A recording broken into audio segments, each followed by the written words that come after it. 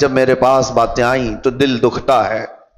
نوجوانوں کی ایک بہت بڑی جماعت آج ایسی عیاشیوں میں مبتلا ہے. اللہ کی پناہ، اللہ کی پناہ. میں نے وہ چیزیں باہر پوش علاقوں میں نہیں سنا تھا جو یہاں سننے کو مل رہی ہیں.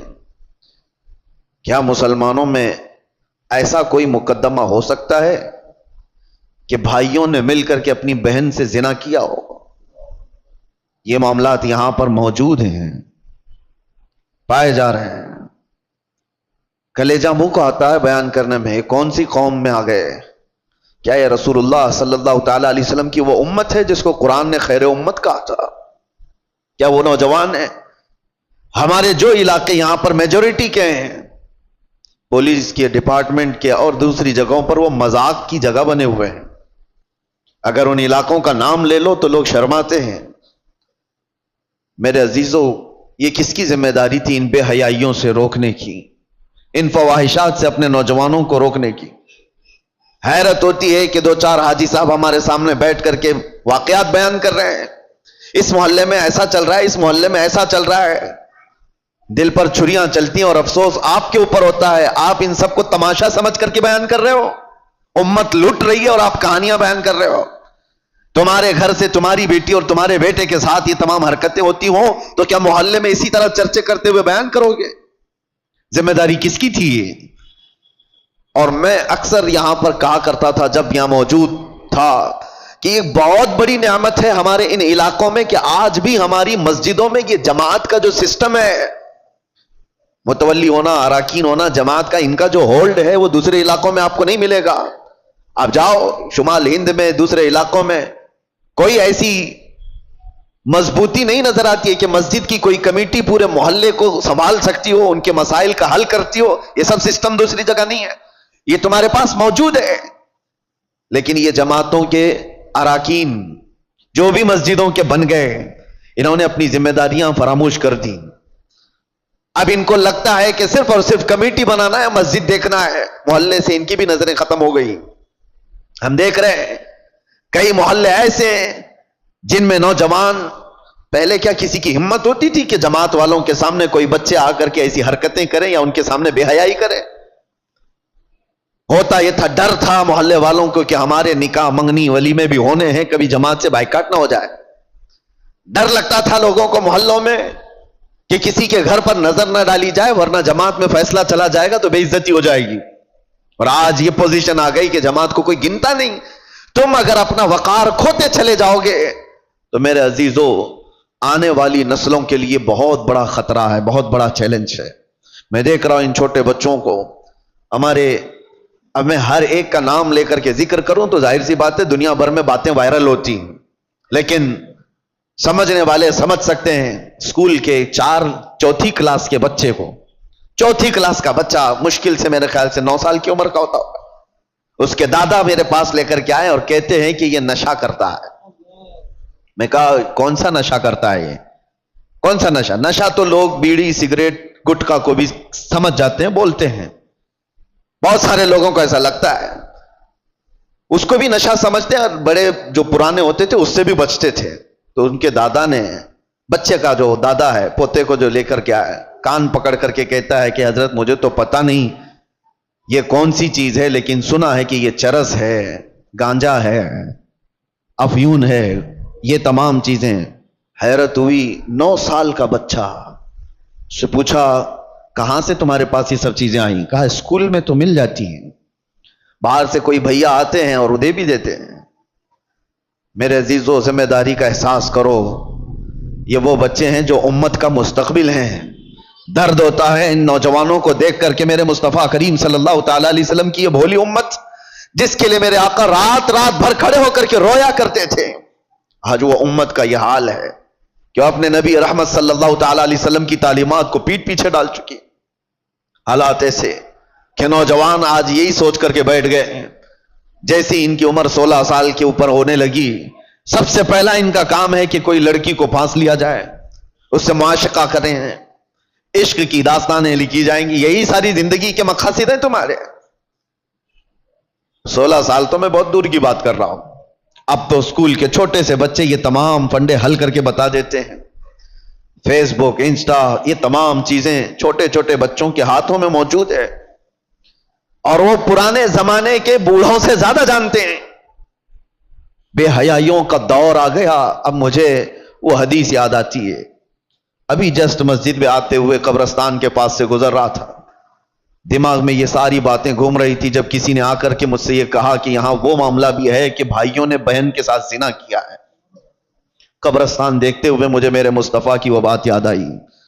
اللہ کے نبی صلی اللہ تعالی علیہ وسلم نے ارشاد فرمایا تھا، ایک دور تم پر ایسا آئے گا کہ تم قبرستان کے پاس سے گزرو گے تو تمہیں یہ خیال آئے گا کاش میں اس میں ہوتا تو زیادہ اچھا ہوتا، کیونکہ جو جا چکے، جو دفن ہو چکے، وہ بہت سارے فتنوں سے محفوظ ہو گئے ہیں۔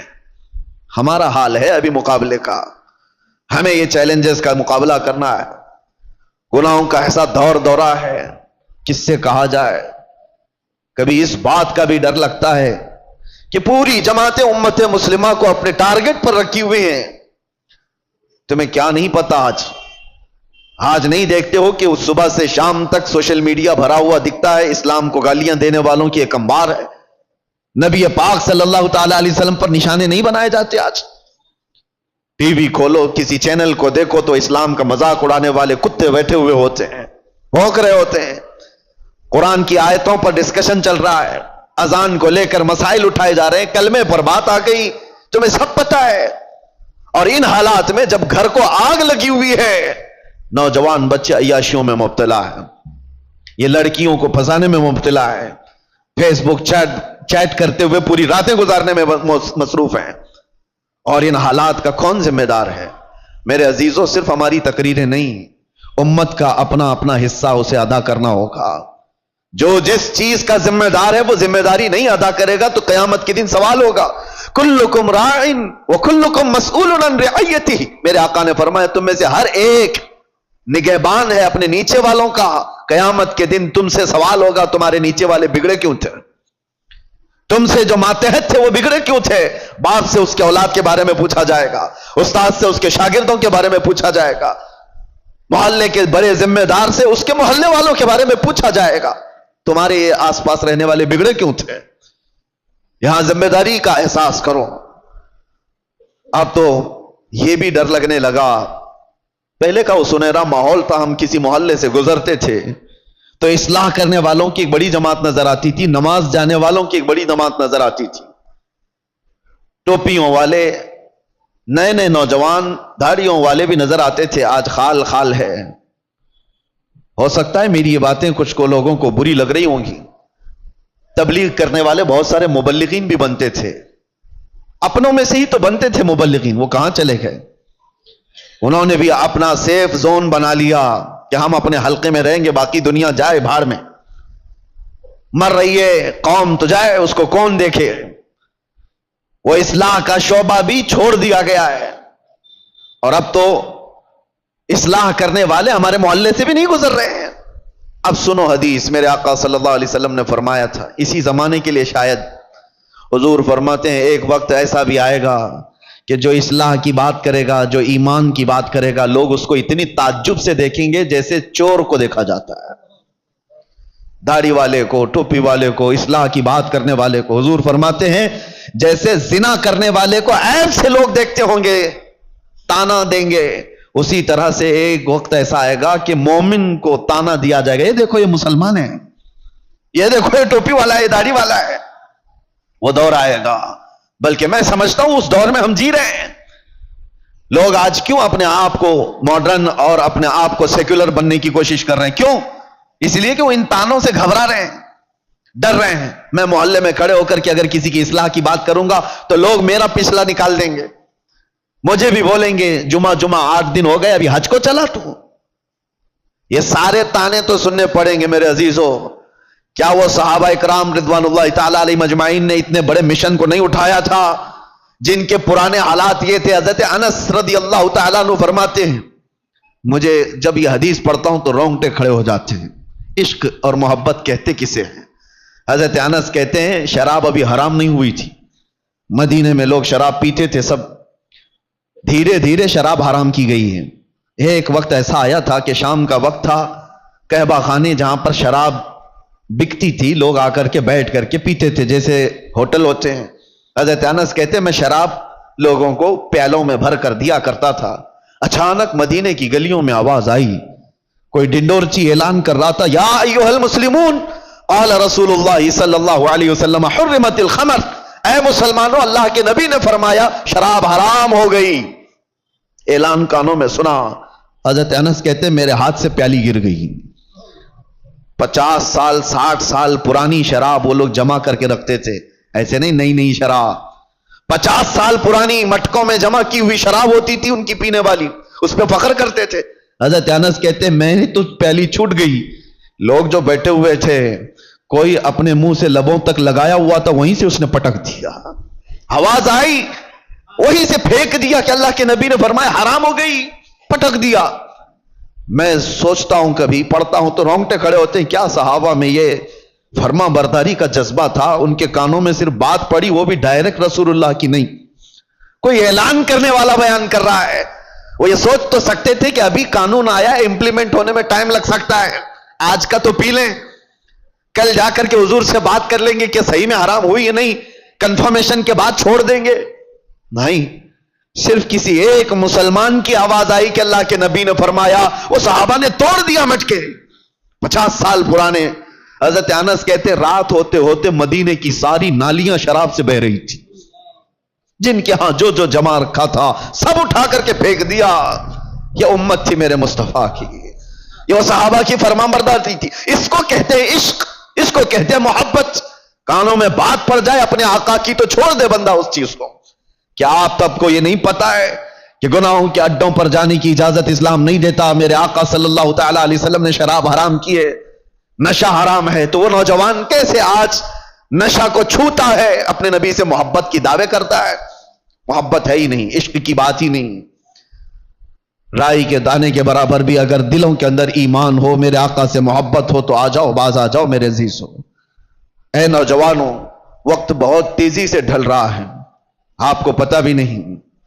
आज मैं इस मकाम पर आपके सामने खड़ा हूं, आपको अंदाजा है, मुझे तो कुछ नया नहीं लगता, लेकिन 10 साल के बाद हम यहां खड़े हैं। 10 साल गुजर चुके, मैं पीछे पलट करके देखता हूं तो सोचता हूं क्या एक अशरा, एक दहाई गुजर गई हमारी जिंदगी की। 10 साल के बाद इस मुसल्ले पे फिर आए। ये 10 साल का अरसा इतनी तेजी से गुजर रहा है, तो याद रखो मौत बहुत तेजी से तुम्हारे करीब आ रही है, बहुत तेजी से। और हुजूर पाक सल्लल्लाहु तआला अलैहि वसल्लम की वो हदीस भी मैं आपको सुनाऊं, कयामत के करीब ऐसे हालात होंगे कि बच्चे जवान नजर आएंगे और जवान बूढ़े नजर आएंगे। क्या आज नहीं मालूम आपको? बच्चों के अंदर जो हरकतें हैं वो जवानों से की जैसी हैं। 6 साल के 7 साल के बच्चे बालिग लोगों की बातें करते हैं, जवानी अभी से आई हुई लगती है। और जवानों को देखो, ये सब टूटे बिखरे हुए, अरे 20 साल 22 साल की उम्र में सफेद बाल, और ये बूढ़े लगने लग गए। इनकी जिंदगियां 30 साल को जाते जाते रिटायर्ड हो गई, घरों के हालात खराब हो गए। कितने ऐसे हैं? अरे जवानी किसको कहा जाता था पता है? 40 साल के बाद जवानी शुरू होती, जिसको मजबूत जवानी कहा जाता। आज 40 साल में बूढ़ा है आदमी, बूढ़ा है। कयामत के उतने करीब हम आ चुके। मेरे आका ने फरमाया था एक दौर आएगा कि जब बच्चे जवान नजर आएंगे और जवान बूढ़े लगने लगे। इन हालात का बारीकी से आप मुताला करो मेरे अजीजों। अब हमें तकरीरों के एतबार से कोई एक मुकर्रिर, एक खतीब समझ करके एक ट्रेंड के हिसाब से मत लो। मेरे पास अब वो फन भी नहीं है, ना मैं अपने अल्फाज से चमका करके किसी के ऊपर दबाव डालने के लिए तकरीरें करता हूं। नहीं, एक दर्द निकलता है आज उम्मत के लिए खास तौर पर। बहुत जल्दी वो दिन भी आ जाएगा, शायद ऐलान हो जाए कि हम भी मर गए, दुनिया से निकल गए। जितने दिन हमारे बाकी रह गए, कभी ये ख्याल आता है कि बारगाह मुस्तफा सल्लल्लाहु अलैहि वसल्लम में जाना तो तय है, मरने के बाद कब्र में मुंह दिखाना तो तय है। अगर वो नबी पाक सल्लल्लाहु तआला अलैहि वसल्लम हमसे पूछें क्या तू उस जगह से आ रहा है जहां से सुबह से शाम तक मुझको गालियां दी जाती थी?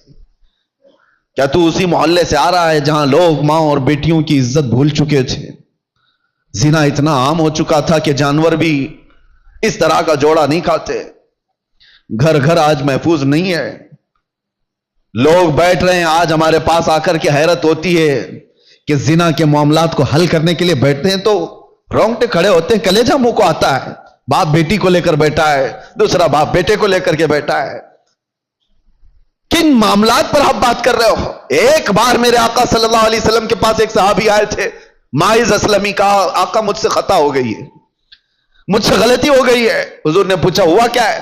کہا بتا نہیں سکتا، بہت تکلیف کی بات ہے. حضور نے فرمایا بتاؤ تو تمہارا علاج کیا جا سکے. انہوں نے کہا زنا ہو گیا ہے، مجھ سے زنا ہوا. حضور نے اپنا چہرہ پھیر لیا، چہرہ سرخ تھا میرے آقا کا، لال ہو گیا. کہا جاؤ تم. وہ صحابی دھاڑے مار کر کے رونے لگ گئے. تجھ سے جو منہ چھپاؤں تو کروں کس کے سامنے؟ میں جاؤں تو پھر کہاں جاؤں؟ نبی پاک صلی اللہ تعالی علیہ وسلم نے ان کو کھڑا کر کے پوچھا ہوش میں کہہ رہے ہو؟ انہوں نے کہا ہاں میں ہوش میں کہہ رہا ہوں، ہو گئی مجھ سے خطا. حضور نے فرمایا کیا تجھے پتا ہے اسلام میں سزا کیا ہے اس کی؟ پتھروں سے مار کر ہلاک کر دیا جائے گا. انہوں نے کہا ہاں یا رسول اللہ پتا ہے مجھے. پھر بھی کہہ رہے ہو؟ کہا ہاں اس آخرت کی سزا سے تو بہتر ہے کہ آپ مجھے دنیا میں پاک کریں.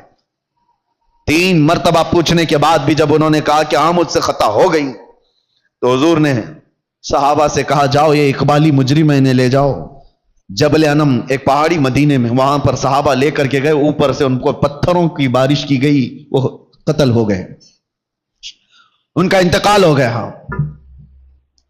یہ اسلام میں زنا پر سب سے بڑی سزا دی گئی. وہ صحابی تھے، خطا ہوئی تو نبی پاک صلی اللہ تعالی علیہ وسلم نے دنیا میں پاک کرنے کا طریقہ یہ بتایا. اور یہاں پر حالات ایسے آ گئے کہ لوگ اس کو اتنے ہلکے میں لے لیے. پھر مجھے وہ حدیث یاد آتی ہے، حضور نے فرمایا تھا قیامت کے قریب زنا اتنا عام ہو جائے گا کہ انسان ایسے جوڑا کھائیں گے جیسے گدھے اور کتے راستوں پر جوڑا کھاتے ہیں. ان کے درمیان یہ سب کامن سی چیز ہو گئی، نارمل بن گیا ہے. لوگ بیٹھ کر کے حل کر رہے ہیں، ہمیں تو رونگٹے کھڑے ہوتے ہیں. کن چیزوں کی یہ باتیں لے کر بیٹھے ہیں بیٹے اور بیٹیوں کی کہ یہ اس طرح کی حرکتیں کرتے تھے. معاذ اللہ رب العالمین. ایک بات یاد رکھو، پورے معاشرے میں محلے میں ایک جگہ کوئی زنا کرتا ہے تو پورے محلے کی برکت ختم کر دی جاتی ہے. ناسور ہے وہ کینسر کی طرح، کینسر کی پھوڑی جس طرح پورے جسم میں زہر پیدا کرتی ہے، ایک بے حیائی اور بدکاری والا نوجوان پورے معاشرے کے اندر وہ ناسور بن کر زہر پھیلاتا ہے. تمہاری بیٹیوں تک بھی وہ حرکتیں آئیں گی، تمہارے بیٹے بھی محفوظ نہیں رہیں گے. اس لیے ذمہ داریوں کا احساس سارے لوگ مل کر کے کریں، ایک آدمی نہیں. یہ بیچارہ خطیب کب تک یہاں سے پکارے گا؟ ایک کوئی مبلغ کب تک اصلاح کرے گا؟ ہر ایک کی ذمہ داری ہے. آج غلطی کس کی ہے پتا ہے؟ پورے محلے میں 5% یا 10% جواری ہوتے ہیں. 5% سے بھی کم ہوتے ہیں جواری اور سود خور یا شرابی یا زانی. اکثریت تو اچھے لوگوں کی ہوتی ہے، لیکن وہ اچھے لوگ اتنے بھیانک ہوتے ہیں. یاد رکھنا ان 5 کو جنہوں نے کھلی چھوٹ دی تھی، یہ 95 لوگوں کی بھی وہی سزا ہوگی جو اس جواری کی سزا ہوگی. کیونکہ معاشرے کو برباد کرنے میں ان 5 لوگوں کا ہاتھ کم تھا، خاموش رہنے والوں کا ہاتھ زیادہ تھا. یہ سپورٹر تھے، گناہ دیکھ کر کے ہنستے ہوئے چلے جاتے تھے، میرے گھر میں تھوڑی نہ ہو رہا ہے، فلاں کا بچہ بگڑا ہوا ہے، میں تو سنبھال لوں گا اپنا گھر. میاں آگ لگی ہے، تم کیا سنبھال لو گے؟ تمہارے بھی گھر کے دروازے لکڑی کے ہیں، تمہارے بھی گھر کی کھڑکیاں لکڑی کی ہیں. وہ آگ کے شعلے جب نکل کر کے آئیں گے تمہارے دروازے بھی جلائیں گے. یہی حال ہے آج ہمارے گھروں میں. تمہاری بیٹیاں بھی ہیں یا نہیں؟ تمہارے اپنے بیٹے ہیں یا نہیں؟ دوسرے کا بیٹا بگڑ گیا، دوسرے کی بیٹی بگڑ گئی تو آپ ہنس کر تماشا دیکھ رہے ہو کہ فلاں نشہ کر رہا ہے. پہلے حال یہ تھے کہ ہماری جماعت کے لوگ کہیں بیٹھے ہوتے تھے تو آوارہ لوگ ان کے سامنے سے گزرنے میں بھی ڈرتے تھے. گزرنے میں انہیں ڈر لگتا تھا کہ بڑے لوگ بیٹھے ہوئے ہیں. آج وہ وقار ختم کیوں ہوتا گیا؟ اپنی ذمہ داری کا احساس جب بندہ ختم کر لیتا ہے تو اقبال نے یہ بہت پہلے کہا تھا، قوت فکر و عمل پہلے فنا ہو جاتی ہے تب کسی قوم کی شوکت پہ زوال آتا ہے. سوچنے سمجھنے کی صلاحیت پہلے یہ ختم ہو جاتی ہے تب جا کر کے قوم کے اندر بدکاریاں پھیل جاتی ہیں، یہ زبوں حالی کا شکار ہوتی ہیں. آج قوم کے اندر جو معاملات ہیں ہم گرے ہوئے اس لیے ہیں کہ ہم اپنی ذمہ داریاں نہیں سنبھالنا چاہتے. اب ظاہر سی بات ہے ایک آدمی بولے گا تو اس کو پکڑ کر کے لے جائیں گے، بند کر دیں گے. دوسرا اٹھے گا اس کو پکڑ کر بند کریں گے اور سارے لوگ تماشا دیکھتے رہیں گے. یہ سوچیں گے نہیں یہ نہیں کرنا ہے, بولنا نہیں ہے. میں سمجھتا ہوں اس طرح کی بزدلی سے تم کتنے سال جی سکتے ہو, چپ چپ رہ کر کے, برائیوں کے بارے میں نہیں بولو گے, کمپرومائز کر کے جیو گے, کب تک رہو گے؟ موت تو آنی ہے. تو جب مرنا ہی ہے تو گیدڑ کی 100 سالہ زندگی سے شیر کی 1 دن کی زندگی بہتر ہے. حق بات کرو, لوگوں کی اصلاح کرو اور دنیا سے عزت کے ساتھ جاؤ. اور ایک بات اے نوجوانوں, دنیا کے تمام معاملات میں 100 سال کی زندگی میں وہ عزت نہیں پاؤ گے جو دامن مصطفیٰ میں 1 منٹ میں عزت مل جاتی ہے. میرے آقا کے قدموں سے لپٹ کر 1 منٹ کی جو زندگی تمہیں عزت دیتی ہے وہ دنیا داروں کی 100 سال کی نوکری تمہیں عزت نہیں دے سکتی. اسی لیے میرے مرشد نے فرمایا تھا, بل ہوا سن سیم و زر کی بندگی اچھی نہیں, ان کے در کی بھیک اچھی سروری اچھی نہیں. آؤ اصلاح کے لیے اپنے ان معاشروں میں اصلاح کا کام تیزی سے شروع کر دو. اگر آج تھوڑی سی تمہاری حرکت باقی رہے گی تو امید ہے کہ ہماری جو نئی نسلیں ہیں وہ اس بات پر تو باقی رہے. میں سعودی عرب میں دیکھ کر کے آیا ہوں جنہوں نے اپنے بچوں کو آسٹریلیا امریکہ میں پڑھانے کے لیے بھیجا تھا. آج وہ بچے پلٹ کر کے آئے ہیں اور وہ پوچھتے ہیں ہو از دا محمد, محمد کس کا نام ہے؟ یہ ریئل بات میں آپ کو بتا رہا ہوں. ارے جہاں اسلام کا مرکز رہا, جہاں سے اسلام پھیلا پھولا, ان کے بچے آج غیروں کی گود میں ڈالے جانے کے بعد آ کر اپنے نبی کو پہچان نہیں پا رہے ہیں. تم نے بھی کیا سوچا ہمارے بچوں کو سوشل میڈیا پر چھوڑ دیں گے, یہ سارا کچھ موبائل سے, گوگل سے, انٹرنیٹ سے سیکھتے رہیں گے. کل کو یہی بچے کھڑے ہوں گے جو اپنے نبی کو نہیں پہچانتے, وہ اپنے باپ کو قیامت میں کیا پہچانیں گے؟ اور تمہارے مرنے کے بعد کیا ایصال ثواب کر سکیں گے؟ ادھر تمہارا جنازہ لا کر کے رکھا گیا ہوگا, تمہارا بیٹا باہر کھڑے ہو کر کے انتظار کر رہا ہوگا, نماز ہو جائے گی تو اٹھاؤں اور ڈا کر کے دفن کر کے آؤں. اسے توفیق بھی نہیں ہوگی کہ وہ تمہارے لیے جنازے کی نماز پڑھ سکے. کیوں ایسے معاشرے میں جینے کی ضرورت ہے؟ ہمیں جو رسول اللہ صلی اللہ علیہ وسلم نے معاشرہ عطا کیا, اس معاشرے میں امن بھی ہے, عزت بھی ہے, وقار بھی ہے. آؤ واپس سے پھر اس ماحول کو بنانے میں آپ سب سترک ہو جاؤ, متحرک ہو جاؤ. ہر محلے کے نوجوانوں سے میں گزارش کروں گا, تم 5 ہی صحیح 10 ہی صحیح کھڑے ہو جاؤ ذمہ داری لے کر کے کہ ہم اپنے محلے میں بے حیائیاں نہیں ہونے دیں گے. انقلاب آئے گا میرے عزیزو. تم یہ مت سوچنا کہ ہم 5 اور 10 لوگوں سے کیا ہوگا. تم اپنی طاقت پر کبھی مت جانا, اس لیے کہ وہ رب العالمین ارحم الراحمین, اس کی طاقت کا تمہیں اندازہ بھی نہیں ہے, اس کی طاقت کا اندازہ نہیں ہے. آج سے 5 سال پہلے ہبلی کی ایک مسجد سے 50 لوگوں کے بیچ میں نے ایک پاکھنڈی کو اعلان کیا تھا. آپ کو پتا ہوگا ہم نے یہاں سے موبائل کا چیلنج کیا کیا تھا. یہ رب العالمین کا کرم ہے کہ پوری دنیا کے خطے خطے میں وہ آواز پہنچائی گئی, جس کو پہنچنا تھا اس کو بھی پہنچی. تو کبھی یہ مت سوچنا کہ میرے ایک کے چاہنے سے کیا ہوگا. بہت کچھ ہوتا ہے, آواز اٹھا کر کے تو دیکھو, اصلاح کے لیے کھڑے ہو کر کے تو دیکھو. بازو ہمارے کمزور ہیں, رب العالمین کی طاقت کمزور نہیں ہے. تم اگر کھڑے ہو گئے اصلاح کے لیے تو اللہ تعالیٰ غیب سے اسباب پیدا فرمائے گا. 1 نہیں مانے گا, 2 نہیں مانیں گے, ہو سکتا ہے کوئی تو جیالا ہوگا جو تمہاری دعوت پر لبیک کہے گا. تم اپنے گھر کی دعوت تھوڑی نہ دے رہے ہو. اگر 5 نوجوان کھڑے ہو گئے ہر محلے سے اور وہ دوسرے بچوں کی اصلاح کے لیے کوشش کرتے رہے, خدا را کبھی یہ مت کہنا کہ ہماری ٹیم میں آ جاؤ, ہماری ٹیم میں آ جاؤ, ہماری تنظیم میں آ جاؤ. ایک بات میں بتاتا ہوں, اس امت کی ایک رگ کو میں جانتا ہوں, یہ جتنی بھی بگڑی ہوئی ہو, باپ کا واسطہ, ماں کا واسطہ, استاد کا واسطہ, پیر کا واسطہ, ہو سکتا ہے ناکام ہو جائے. بگڑے ہوئے نوجوان کو ایک بار آمینہ کے لال کا واسطہ دے کر کے دیکھو, ایک بار میرے مصطفیٰ کے نام کا واسطہ دے کر کے دیکھو, اللہ تبارک و تعالیٰ اس کے ذہن و دماغ میں محبت پیدا کر ہی دے گا. یہ بگڑا ہوا ہے لیکن آج بھی اپنے نبی سے محبت رکھتا ہے, اور اسی محبت کا واسطہ دے کر کے اصلاح کا کام کرو.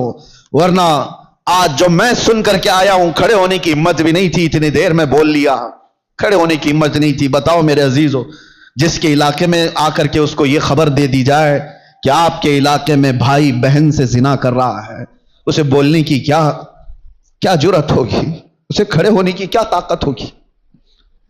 دل دکھتا ہے. امت مصطفیٰ صلی اللہ تعالی علیہ وسلم اس پوزیشن پر آ گئی کہ ہم غیروں میں بھی یہ بات نہیں سن پاتے.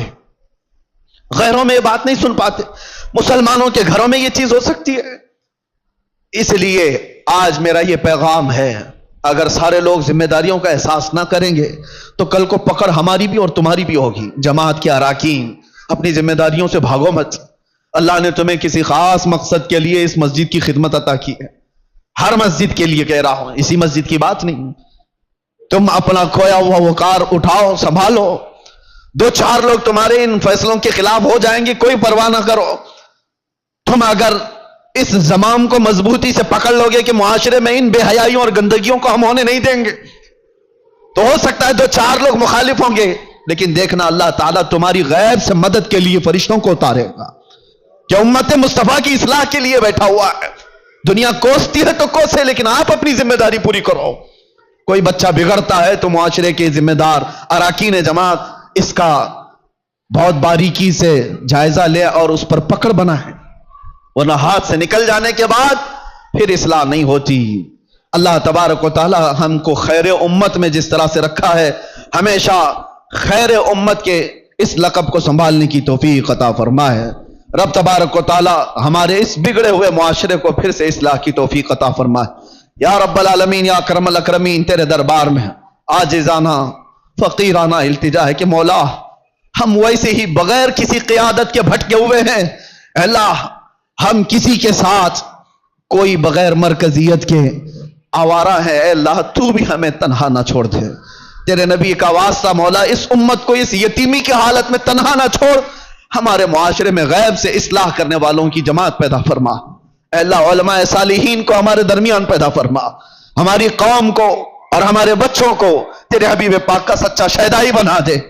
اے اللہ، اے کریم خدا، جن بے حیائیوں اور برائیوں سے ہمارا کلیجہ منہ کو آتا ہے، ان بے حیائیوں اور برائیوں سے ہمارے گھروں کے دروازوں کی حفاظت فرما۔ یہ بے حیائی ہمارے گھر کے دروازوں پر دستک نہ دے، ہماری اولاد، ہماری بہنیں، ہماری مائیں، سب کی عزتوں کی حفاظت فرما۔ مولا آخری دم تک تیرے نبی پاک کے غلاموں میں ہمارا شمار فرما، اور مریں تو تیرے نبی کی محبت میں دنیا سے جائیں، خاتمہ بالخیر عطا فرما۔